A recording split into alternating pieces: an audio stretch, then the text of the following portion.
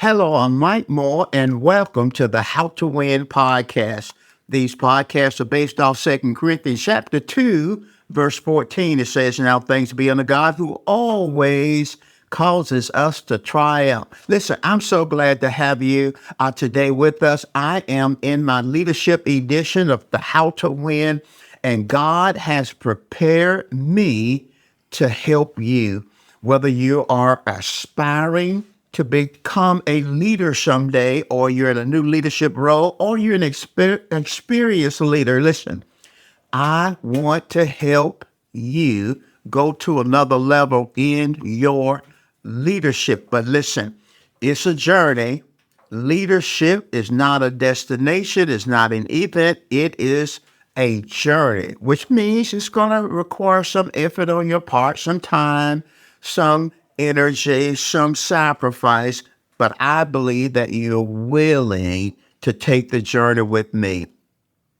I began a series some time ago entitled Leading Yourself. This is part 3. Our background text is taken from 1 Timothy chapter 4, verse 16. It says, "Take heed to yourself and to the doctrine, continue in them, for in doing this you will save both yourself and those who hear you."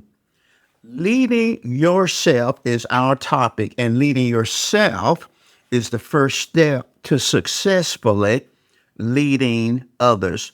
This series has 4 parts. Part 1 is personal or self-awareness. Part 2 is personal integrity. Part 3 is personal discipline. And part 4 is personal growth. We've completed part 1 and part 2, and we're going to begin today on part 3 of our series entitled Leading Yourself. And this part 3, has to do with personal discipline. This is lesson 1, and it's going to be great. You're going to be blessed. You're going to be empowered. You're going to be equipped. You're going to be motivated on this teaching about personal discipline. In fact, when I was meditating and studying this series, this part of the series, I was really challenged, really challenged, really challenged, because great leaders who experience longevity in their careers, void of scandal and other types of failure, possess self-discipline. And I believe that's your goal. I believe it's your goal to be a great leader. I believe it's your goal to be a leader void of scandal, other types of failures. Is going to require self-discipline. And I want to introduce you to a man, the Apostle Paul, who lived a disciplined life, and he finished his course. He completed his assignment in the earth. And he speaks to us in 1 Corinthians chapter 9, verse 27. I want to read it to you in the New King James Version. And by the way, these leadership principles are based off of biblical principles in the Bible. So 1 Corinthians chapter 9, verse 27, Paul says, "But I discipline my body and bring my body into subjection, lest when I have preached to others, I myself should become disqualified." Wow. I don't like that word disqualified. What about you? And if you've been with me any length of time, you know I love words, and I'm always looking at words. And Paul said in 1 Corinthians chapter 9, verse 27, that the potential of him becoming disqualified was a reality. But he also indicates in the text the key to not being disqualified. But when we look at the word disqualified, it means to be declared ineligible.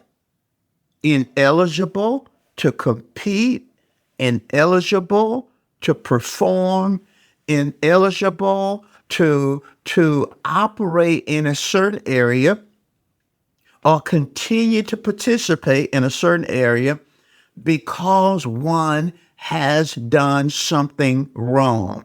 I don't like that word disqualified. I don't want to be disqualified. And as a leader, we're going to see it's possible because the Apostle Paul was a leader.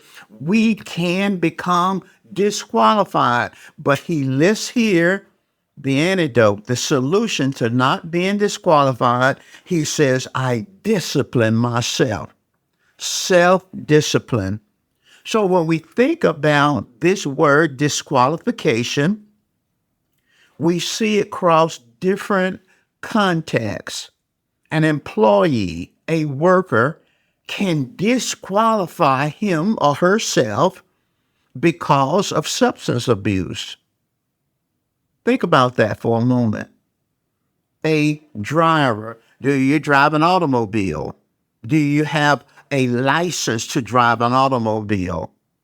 Well, through multiple traffic violations or serious traffic violations, you can disqualify yourself from driving. In a recent Winter Olympics, because athletes can become disqualified. In a recent Winter Olympics, 5 ski jumpers were disqualified because of wearing loosely fitted clothes. I don't like the word disqualified. How about you? But guess what? Leaders can become disqualified. Leaders can disqualify themselves through moral failure. They can disqualify themselves through ethical failure. They can disqualify themselves through relational failure. Recently in the news, there has come to our attention and a U.S. congressman,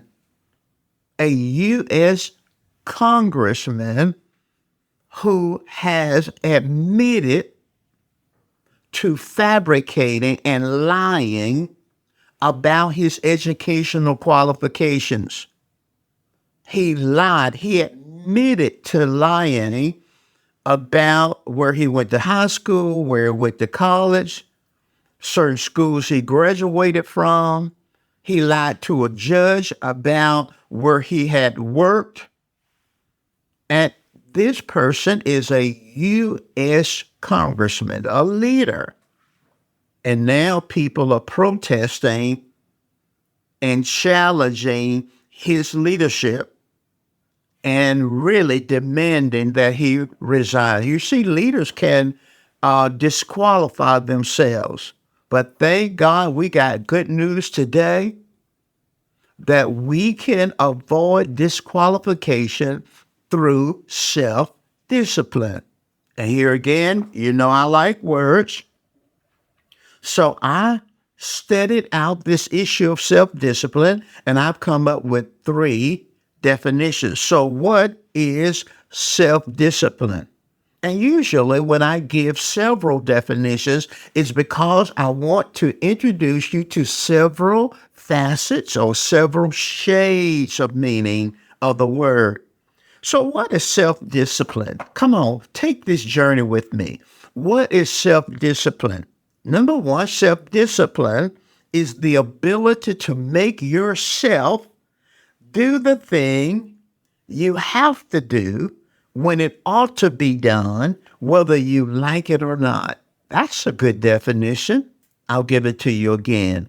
Self-discipline is the ability to make yourself do the thing you have to do when it ought to be done, whether you like it or not. Number 2, self-discipline is the strength to not do the things you want to do that contradict godly values and hinder you from fulfilling your destiny. Now, remember, the first definition had to do with doing what you should do. This definition has to do with the strength to not do the thing you want to do that contradicts godly values and hinder you from fulfilling your destiny. Now, I don't know about you, but I'm in good company because the Apostle Paul said there were some things in Romans chapter 7 that he wanted to do, his flesh wanted to do, but he knew he shouldn't do those things. And in my past, I'll be transparent with you, there are things that I wanted to do, things that my flesh wanted to do that I should not do because those things would have contradicted my godly values, and those things would have hindered me from fulfilling my destiny. So there are things that we should do when we should do them, whether we like it or not. And then self-discipline has to do with not doing some things that we want to do that will contradict our godly values and hinder us from fulfilling our destiny. And then the third definition of self-discipline is the ability to resist impulses. The ability to resist impulses, maintain focus, and see projects through to completion. Self-discipline is the ability to resist impulses, maintain focus, and see projects through to completion. 3 great definitions that give us different sides, different facets, shades of meaning. I'm reminded of something that John Maxwell said.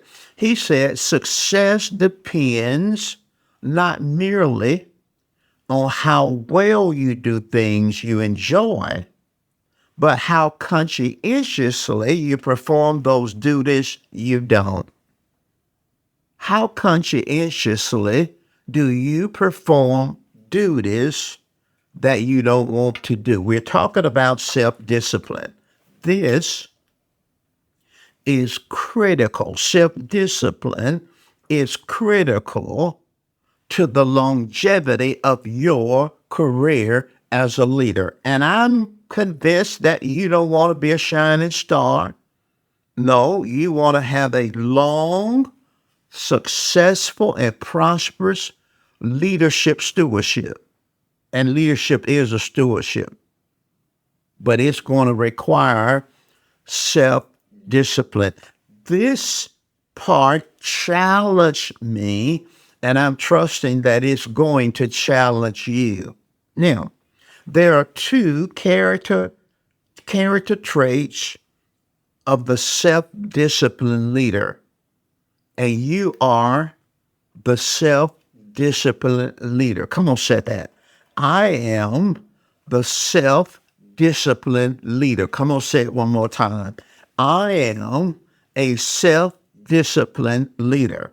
The 2 character traits of the self-disciplined leader. Number 1, self-disciplined leaders embrace the concept of commitment. Self-disciplined leaders embrace the concept of commitment. Secondly, the second characteristic of a self-disciplined leader is that a self-disciplined leader, they are not easily distracted. Self-disciplined leaders are not easily distracted.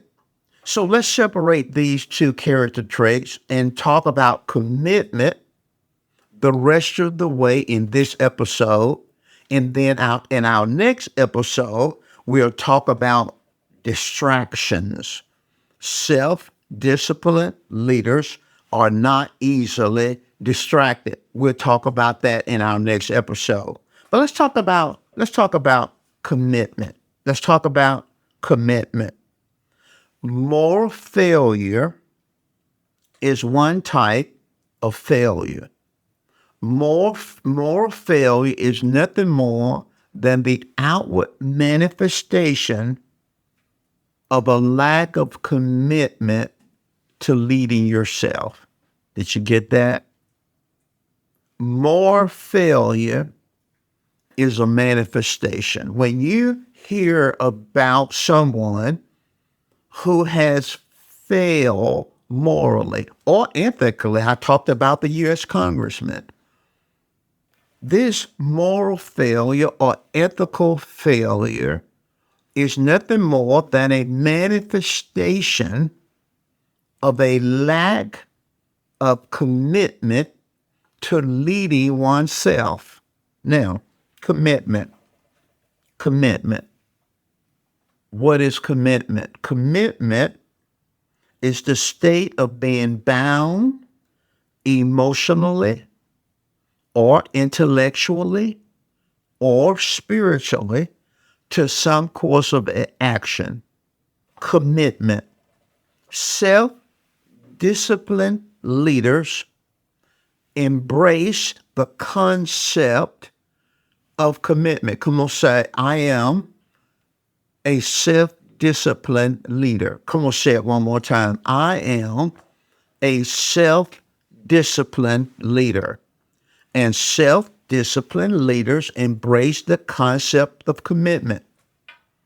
Again, what is commitment? Commitment is the state of being bound emotionally, intellectually, or spiritually to some course of action. Legendary coach of the Green Bay Packers, Vince Lombardi, is widely quoted as saying, the quality of a person's life is in direct proportion to their commitment to excellence. Wow, that's good. So I have derived a statement from our definition and from Vince Lombardi's quote. When you commit to a goal, you are making a firm decision to do it or achieve it.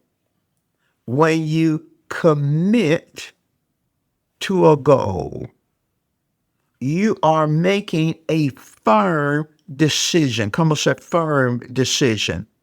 When you commit to a goal, you are making a firm decision to do it or achieve it. Now, because we're talking about leadership, and I believe you're a great leader, then you should be committed to developing your leadership capacity. Committed to developing your leadership capacity. Say this after me. I am committed to becoming a great leader. Say that again. I am committed to becoming a great leader. So say this. I am committed to developing my leadership capacity. Say that after me. I am committed to developing my leadership capacity. When you commit to a goal, you are making a firm decision. The Latin root of the word decision is to cut away from. The Latin root. Remember now, when you commit to something, you're making a firm decision. The Latin root for decision is to cut away from. So when you commit, what you're really doing is you're cutting away all other options. You're cutting away all excuses. Commit is a firm decision. The Latin root of the word decision means to cut away from. So when you commit, then you're cutting away all other options. You're cutting away all excuses. Here's a classic historical example of what I've just explained to you about cutting away all options. In 1541, Hernando Cortez invaded the Mayans in southwest Mexico. As they climbed the mountains toward the Mayan villages, the soldiers looked back and they saw smoke on the beach. Cortez had instructed the few remaining soldiers on the beach to burn the ships. In burning the ships, he reduced the possibility of turning back. And eventually, they won the battles. Cortez instructed the few remaining soldiers on the beach, when we get to the mountains, I want you to burn the ships. Think about that, burning the ships. Have you burned the ships? If you're going to be a great leader, you're going to have to burn some ships. If you're going to develop your leadership capacity, you're going to have to cut away all the other options, and you got to cut away all the excuses. Well, I'm just too busy, and I got a lot on my plate, and I don't have time. Listen, if you're going to develop your leadership capacity, then you're going to have to be self-disciplined. You're going to have to make firm decisions. And you're going to have to cut away all options, and you're going to have to cut away all excuses.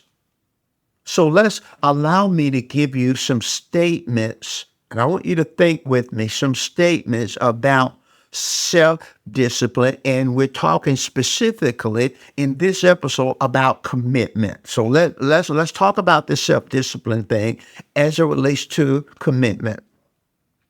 Self-discipline is not an event, but a process.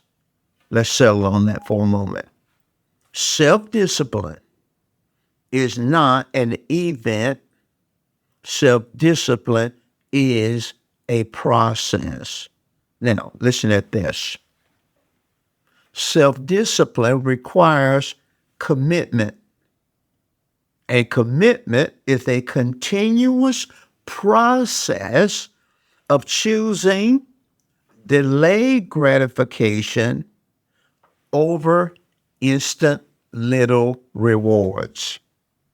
That's a mouthful.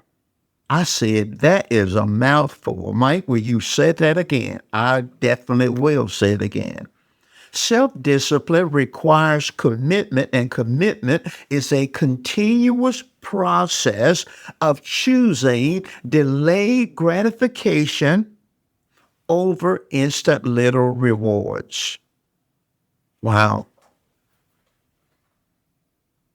You're going to be constantly choosing in your destiny journey. You're going to be constantly making choices in your leadership journey. And you're going to be choosing delayed gratification over instant rewards. Delayed gratification over instant rewards. I'll apply this in a leadership context for you for a moment. Jesus Christ The greatest leader to ever walk the earth understood the principle of commitment. He understood that it was a continuous process of choosing delayed gratification over instant rewards. And we see evidence of it in the context of preparation versus action. Preparation versus action. Now, you and I, most of us, and I lift up my hand, we want to choose action first. Yeah, I want to choose action first. And whether you will admit it now, you want to choose action over preparation. That is a problem. That's why oftentimes we enter into arenas that we are not qualified for, and ultimately we disqualify ourselves because of a lack of preparation. Preparation, action. Preparation, action. So Jesus now, for the first 29 years of his life, from childhood all the way up to age 29, was preparation. He began his ministry at the age of 30. And for 3 years, after being prepared for 29, he changed the world in 3 years. Above 2,000 years after his death, we are still being impacted by his leadership. But during those 29 years, childhood, teenage years, young adult years, he chose preparation. He chose delayed gratification. What if Jesus, at age 20 or age 18 or age 23, had chosen, I'm going to do my thing. I'm just going to do my thing. What if at the age of 12, we see him in the temple? And we're going to get into that. I'm doing a series. I'm preparing a series now entitled Leaders Have Big Ears. Great leaders have big ears. And the theme of it is listening. And if you read the text in Luke chapter 2, Jesus wasn't just standing up telling the religious leaders what to do at the age of 12. The Bible says he was sitting, and the first thing it says, he was listening and asking questions. And then it says they were astonished at his understanding. So we know that he had an appreciation for his call to leadership. But at 12, he went back home to his parents, and the Bible says he submitted to them. It was a season of preparation. It was not time for him to enter into leadership. But it requires discipline. It requires a commitment to self-discipline, because when you have talents and you have gifts, it's easy to move out. Even when you have a calling, it's easy to move out. But we have to always understand that preparation always precedes action. Preparation, action, preparation, action.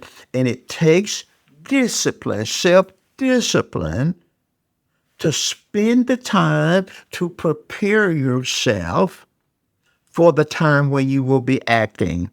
Now, here's another statement about self-discipline. Self-discipline is shifting your attitude from an event-oriented mindset to a process oriented mindset. And I'm going to give you some examples of that in a moment. Now, listen at this. Self-discipline is shifting your attitude, shifting. I call it a paradigm shift. It's shifting. Self-discipline is shifting your attitude from an event-oriented mindset. We just want to hit a home run. We don't want to run the bases. We don't want to hit singles, and we want a home run. It's an event-oriented mentality rather than a process-oriented mentality. And I'm saying we need to shift our attitude. Now, I'm going to give you three examples, quick examples in closing. We're talking about commitment. Self-disciplined leaders embrace the concept of commitment. Commitment. Now, listen at this. Three different examples in three different areas. If you want to go on a diet and lose weight, that's your goal, then you're going to have to be committed to that. You're going to have to be committed to it. If you want to lose weight, then you're going to have to commit to losing weight. Now, watch this. If you want to go on a diet and lose weight, rather than looking for a magic pill, make the commitment to permanently change your nutritional habits. That would involve eating habits, eating healthy, consistently exercising the rest of your life. So you can choose a magic pill, because most people want a magic pill. They don't want to exercise. They don't want to eat healthy. They want a magic pill. I'm saying that you have to shift from an event-oriented mentality to a process mentality. And the real key process to losing the weight and maintaining it is commit to permanently changing your nutritional habits. Let's look at another example. In business, let's say you're a business person or you have aspirations of owning your business. And let's say you started in business, or maybe you've been in business for a while, but you really want this breakthrough. Now listen at this. In business, instead of looking for money-making schemes, and there's the temptation. I want to hit the home run. A money-making scheme to give you quick income, decide to commit to providing value to your clients, to your customers, day in and day out. This is good stuff. Now, let's go over this example again. If you're in business, instead of looking for money-making schemes to give you quick income, decide to commit. We're talking about commitment. Decide to commit to providing value to your customers, value to your clients, day in, day out. That's a process. Commitment. Let's look at a final definition, a final example. And here I want to speak to my pastors, my pastor friends, brothers and sisters that are pastoring, ministerial leaders. And that's my background. I pastored for 42 years and 8 months. So I know something about pastoring. And I've fallen into the trap that some of you may be in right now. Listen at this. In ministry, pastors, instead of looking for a silver bullet to grow your church, why not focus on educating yourself as a leader and begin to develop a team around you? Yeah, I understand what you're saying, but I want a silver bullet. A silver bullet is a simple or seemingly magic solution to a complicated problem. That's what we want. And I know it. I know some of you want a magic bullet, a silver bullet, because I wanted one. I wanted one thing. Tell me. I didn't want to take no journey. I don't want no journey. Come on, no leadership journey. Tell me how to get my church to grow. Listen, I don't mind studying leadership, but I just don't have time for all that. I just don't have time for that. Show me how to grow my church. Just shut up all this leadership stuff and just show me how to grow my church. That's a silver bullet mentality. You want you want something, a silver bullet. You want some magical solution to get your church to grow. But watch this. Sometimes we pray for things that we're not ready for, not realizing that God is a good steward of his people. God is not going to send you a bunch of people. You need to just stop praying. God is not going to send you a bunch of people if you're not prepared to leading those people. If you don't have a team around you that's going to help you to lead those people, then God send you hundreds or thousands of people, and they're going to fall through the crack because you don't have the infrastructure to contain what God has blessed you with. And because God knows you're not ready, knows you want a silver bullet, he knows you want a formula to grow your church, he's not going to send 1,000 people to your church, and you're not prepared because he's a good steward of his people. Wow. Now, as I close, I want to ask you some questions. In this episode, we focus in on self-discipline as it relates to commitment. Did anything stand out? Was there one thing you heard in this episode that stood out? Was there an aha moment? Was there a revelation? You saw something maybe in a different way, or you understood something you didn't understand before. Was there a confirming word? Was there something you're doing right, you're on the right direction, and God confirmed it through this episode? And then finally, how are you going to act on it? How are you going to apply it? Is there anything you can apply to your life? Is there anything you need to change? Is there any principle you can teach someone else? Listen, I gotta go. My time is up. Remember, the next episode, we're going to talk about distractions, because self-disciplined leaders are not easily distracted. Listen, thank you so very much for taking the journey with me. I look forward to seeing you in our next episode.